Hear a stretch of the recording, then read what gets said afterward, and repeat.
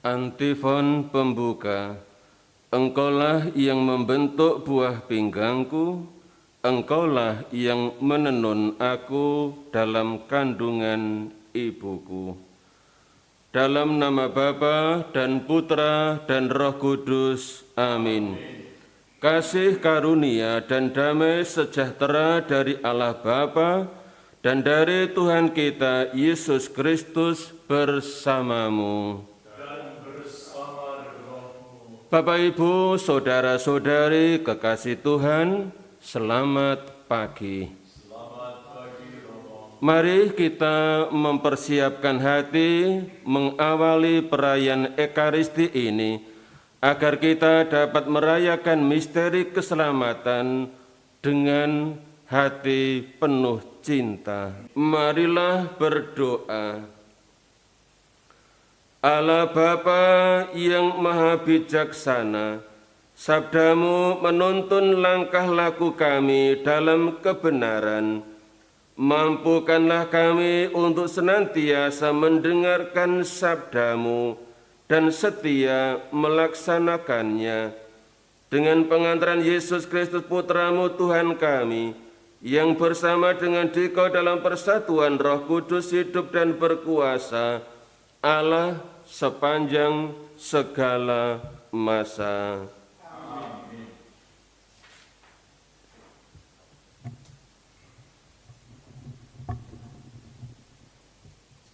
Pembacaan dari surat Rasul Paulus kepada jemaat di Galatia.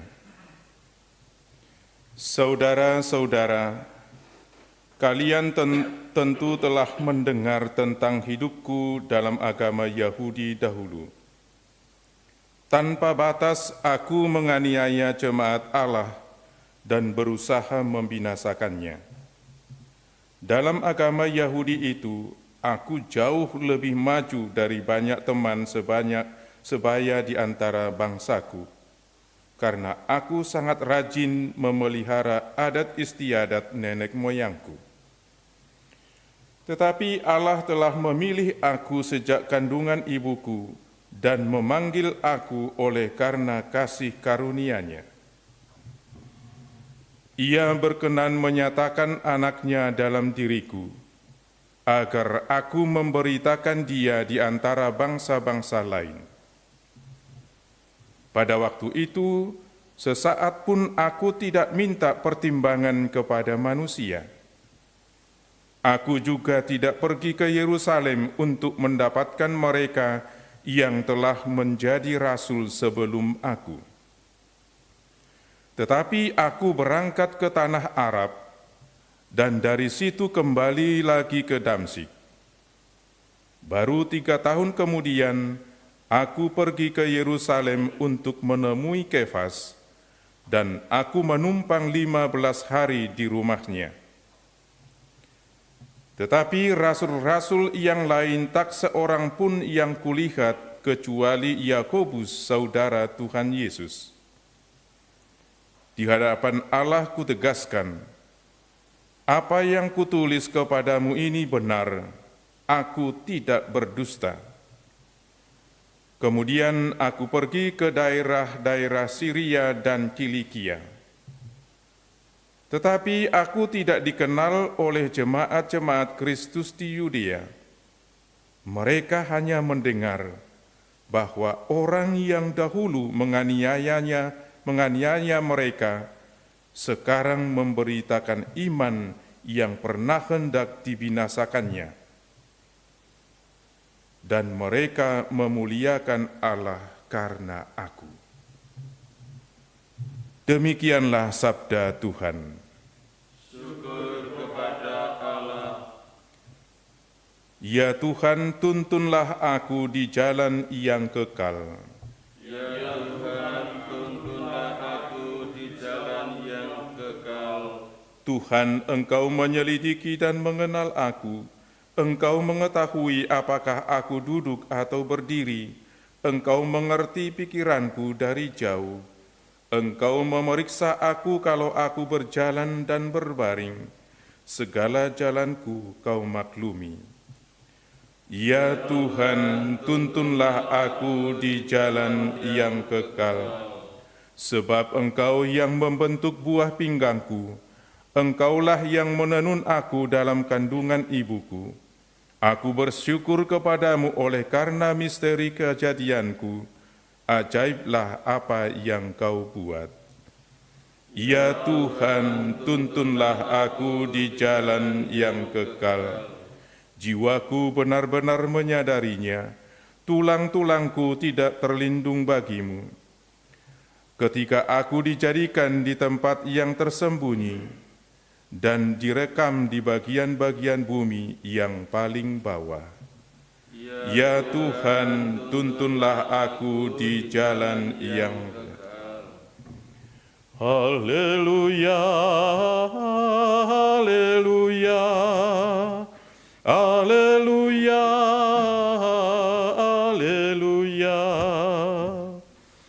haleluya,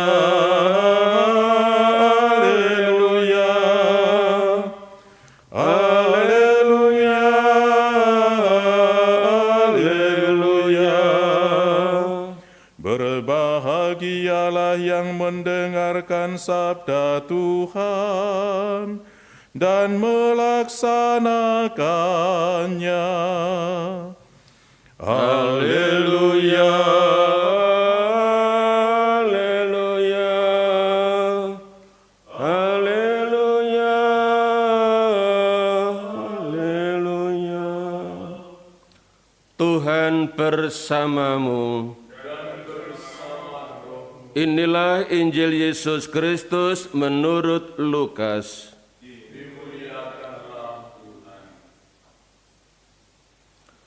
Dalam perjalanan ke Yerusalem, Yesus dan murid-muridnya tiba di sebuah kampung. Seorang wanita bersama Marta menerima dia di rumahnya. Wanita itu mempunyai seorang saudari yang bernama Maria. Maria itu duduk di dekat kaki Tuhan dan terus mendengarkan sabdanya. Tetapi Marta sangat sibuk melayani. Ia mendekati Yesus dan berkata, "Tuhan, tidakkah Tuhan peduli bahwa saudariku membiarkan aku melayani seorang diri? Suruhlah dia membantu aku."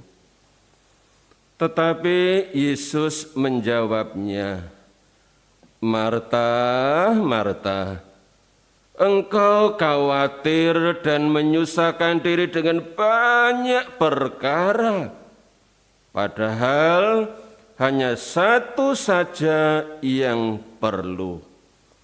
Maria telah memilih bagian yang terbaik, yang tidak akan diambil daripadanya." Demikianlah Injil Tuhan.